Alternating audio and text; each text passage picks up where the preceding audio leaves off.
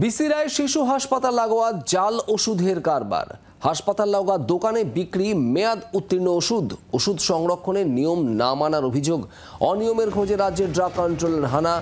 4 জন আধিকারিক হানা দেন হাসপাতাল লাগোয়া ওই দোকানে।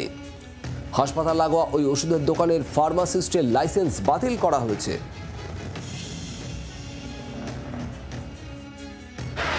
কবে এরা এসেছিল মোটামুটি?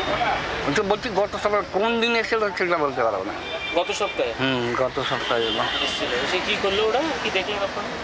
ওই তো খোলেছিল, মাল ছিল, তুলে নিয়ে বস্তা করে নিয়ে চলে গেছে।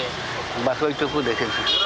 এইভাবে মেয়াদ উত্তীর্ণ মানে এক্সপায়ারি ওষুধ বিক্রি করছিল হাসপাতালের বাইরে। একেবারে ভয় লাগছে, আতঙ্ক লাগছে। আপনারা তো অনেকে অনেক সময় কিনেছিলেন, তখন কিনতাম তো।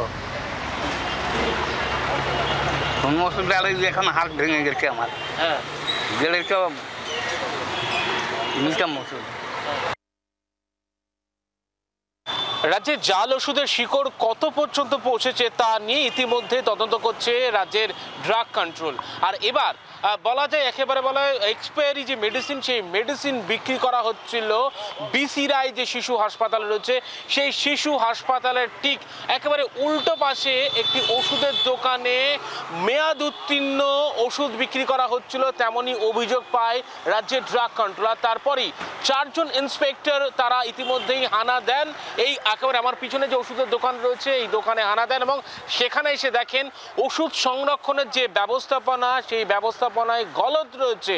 ইতিমধ্যেই হীরক দাস, যিনি দোকানের ফার্মাসিস্ট, তার যে লাইসেন্স, সেই লাইসেন্স ইতিমধ্যে ক্যান্সেল করা হয়েছে এবং রাজ্যের ড্রাগ কন্ট্রোলের তরফ থেকে এই দোকানটিকে সিল করে দেওয়া হয়েছে। এবং বিসিআই হাসপাতালের লাগোয়া একেবারে এই ওষুধের দোকান থেকে এইভাবে নিয়ম না মেনে, ওষুধ সংরক্ষণের নিয়মের না মেনে এইভাবে ওষুধ বিক্রি করায় রীতিমতো আতঙ্কে এলাকাবাসী। ক্যামেরা জয়ন্ত পালের সঙ্গে অয়ন শর্মা, জি24 ঘন্টা, কলকাতা।